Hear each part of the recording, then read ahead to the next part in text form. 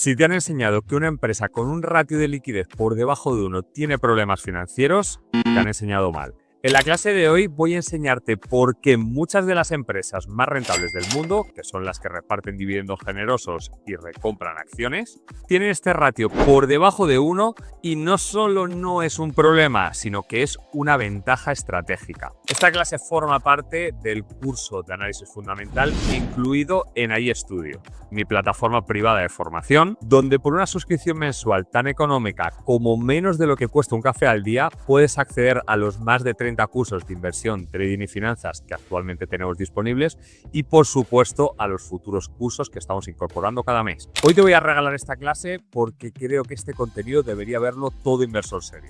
Y dicho todo esto, vamos a ver por qué ese famoso ratio de liquidez ya nos sirve como lo enseñan antes y cómo analizar el pasivo de forma moderna, realista y con ejemplos concretos. Empezamos.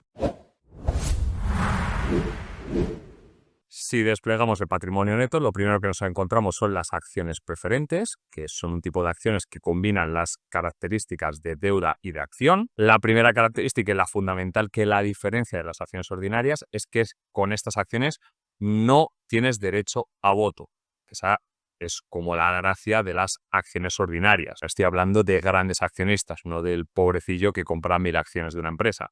Las preferentes, acciones preferentes, dan derecho a un dividendo fijo o ajustable y esto se paga antes que a los accionistas ordinarios y en caso de quiebra pues tienen prioridad sobre las acciones ordinarias en recuperar los fondos.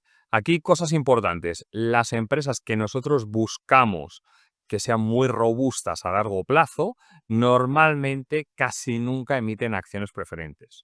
Y esto es porque el dinero captado mediante acciones preferentes es muy caro y por eso las empresas sólidas lo evitan. ¿Por qué es muy caro? Porque suelen tener tanto poder de generación de beneficios que no necesitan endeudarse ni buscar capital externo caro. Por caro me refiero por pagar un extra en ese dividendo y además que sea un dividendo fijo. Técnicamente las acciones preferentes son parte del capital, pero funcionan como deuda. ¿Por qué funcionan como deuda? Por lo que te decía, porque pagan un dividendo obligatorio, que son como los intereses del préstamo, y no son deducibles fiscalmente a diferencia de esos intereses del préstamo de deuda. En resumen, si al analizar una empresa vemos que no tiene preferentes, sí que puede ser una señal positiva de solidez financiera y capacidad de autofinanciación. Si vemos que las tienen, no es un indicador malo, lo que sí es un indicador bueno es que no lo tengan como vemos en este ejemplo. Lo segundo que vemos son las acciones ordinarias, que son las acciones propias o aquellas que una empresa ha recomprado a sus accionistas. Una vez que la empresa tiene su poder, las puede cancelar y desaparecen del capital social o las puede guardar por si deciden volver a emitirlas en el futuro. Cuando se conservan, lo que hacen es aparecer en el balance como una resta en el patrimonio neto con un valor negativo, ya que reducen los fondos propios. ¿Qué cosas tenemos que tener en cuenta aquí importantes? Que no son un activo, aunque parezcan un activo, no lo son. Pueden parecer un activo porque están en posesión de la empresa, pero no se consideran activo porque no generan ingresos ni derechos. Al contrario, se restan del patrimonio. Lo segundo, no tiene voto ni dividendos. Estas acciones, pues, como son recompradas, no votan ni reciben dividendos y esto lo que hace es reducir el número de acciones en circulación y, por lo tanto, aumenta la rentabilidad por la acción, que es el ROE, que lo veremos un poquito más adelante cuando veamos la parte de rentabilidad y ratios financieros importante. Una empresa que recompra acciones suele tener excedente de caja y esto es una señal muy positiva porque demuestra que tiene o que genera más efectivo del que necesita para operar. Acordaos cuando veíamos el ratio del efectivo y todo eso. Me refiero a que no podían tener recursos ociosos, pues una de las opciones es hacer esto. Entonces, como te decía, al reducir el número de acciones en circulación, se incrementa el beneficio por acción, el BPA, que ya lo vimos en clases anteriores, y la rentabilidad sobre el patrimonio. Por tanto, es una forma de mejorar el valor para el accionista sin repartir dividendos. En resumen, ¿con qué nos tenemos que quedar? Con que si hay presencia de acciones propias en el balance, y sobre todo un historial de recompra, pues son indicadores claros de una empresa sólida, eficiente y bien gestionada.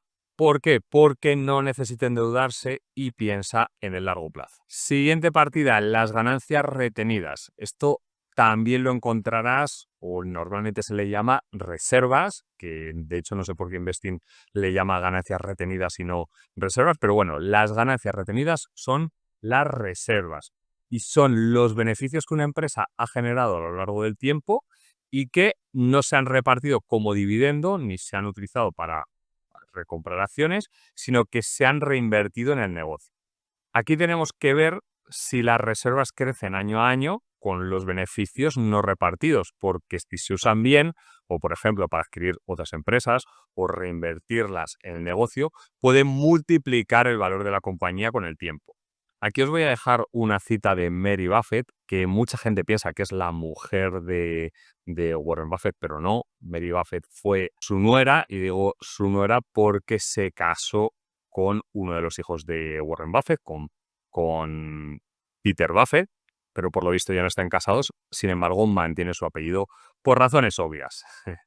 El caso es que cuenta cosas sobre Warren Buffett y una de las cosas que cuenta es que tenían ellos, que Warren Buffett en su empresa Berkshire Hathaway, tenían la gallina de los huevos de oros. Cuando tenían que repartir dividendos, no lo hacían, guardaban el 100% de las ganancias netas y así lograban que el patrimonio de la empresa creciera exponencialmente. Y obviamente eso pues le ha hecho a Warren Buffett inmensamente rico.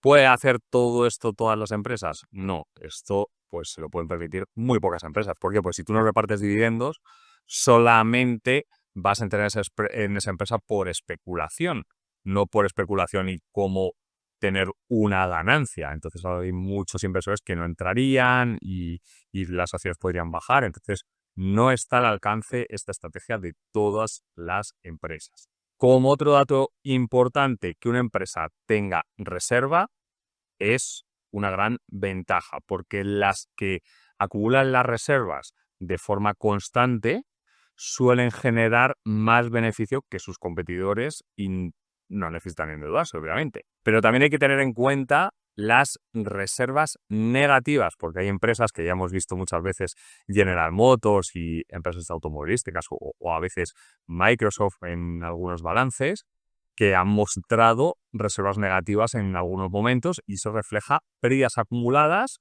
o una política de reparto de dividendos muy agresivo. Y esto puede indicar debilidad estructural o sobre todo para empresas tan potentes y que aguantan el paso de los años, falta de una reinversión. Luego, otro matiz importante es que como indicador de calidad empresarial, podemos verlo en el ritmo de crecimiento de las reservas, porque si van creciendo constantemente, eso significa que está la empresa bien gestionada. Aquí lo estáis viendo en el ejemplo. ¿Veis? 69.000, 69.000, 71, 73, 78. Pues mejor ejemplo que esto, imposible. Así que conclusiones, que ya me he extendido mucho en esta parte. Las reservas son uno de los mejores indicadores del poder financiero y de la estrategia a largo plazo de una empresa. Como ya os he comentado, una reserva creciente y bien utilizada puede ser una fuente muy poderosa de riqueza. Así que como nuestra función es buscar empresas robustas a largo plazo, que aguanten, que sean sólidas, pues es muy importante mirar las reservas y cómo han ido creciendo en el tiempo. Así que esta partida importantísima, la de ganancias retenidas o reservas si utilizáis otros balances, porque aquí suele estar la diferencia entre una empresa mediocre y una joya oculta. Y por finalizar esta parte con partidas menos importantes, por un lado tenemos las acciones propias y otras que, bueno, con alguna partida por ahí entre medias, que reflejan el valor de las acciones de la empresa o que la empresa ha recomprado. Al restarlas del patrimonio se reduce el capital disponible para los accionistas. Y por último tenemos los intereses minoritarios, que es la parte del patrimonio que pertenece a los accionistas de la empresa o de empresas filiales que no son 100% propiedad del grupo. Entonces, lo que representa es el valor de los terceros en esas subsidiarias, por decirlo de alguna forma. Bueno, antes de pasar al Excel a pasar todos los datos, una medida que no aparece en este balance y que es muy importante son los fondos propios, que se corresponde a la suma de las 3 partidas que tenéis ahí en rojito.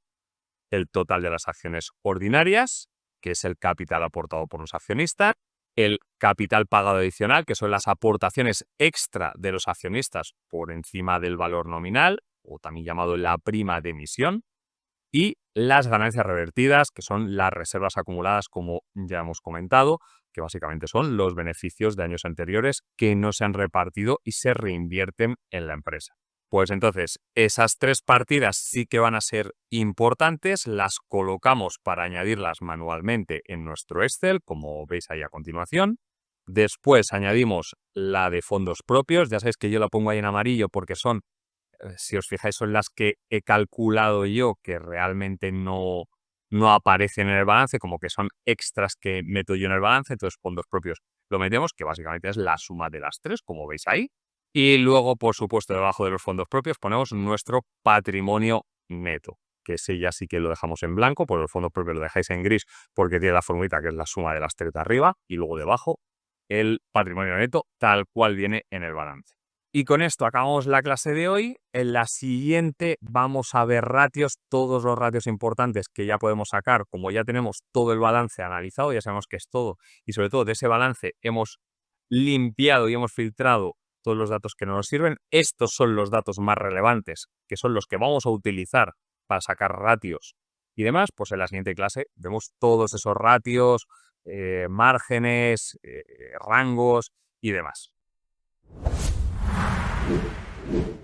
Esta clase es posible gracias al apoyo de Active Trades, broker online desde 2001, especialistas en Forex, acciones, índices, criptomonedas, ETFs, materias primas y bonos. Si esta clase te ha parecido útil y sientes que estás aprendiendo con este curso de trading gratis, imagina el nivel de conocimiento que alcanzarías si fueras alumno de nuestro curso de trading premium.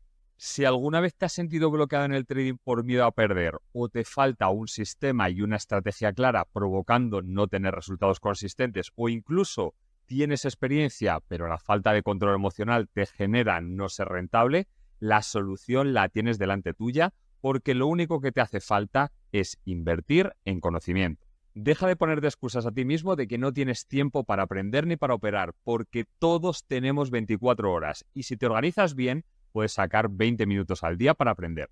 Te dejo más info en la esquina superior derecha, escaneando el código QR que tienes en pantalla y un link en la descripción. Haz clic y hablamos dentro de la plataforma Premium.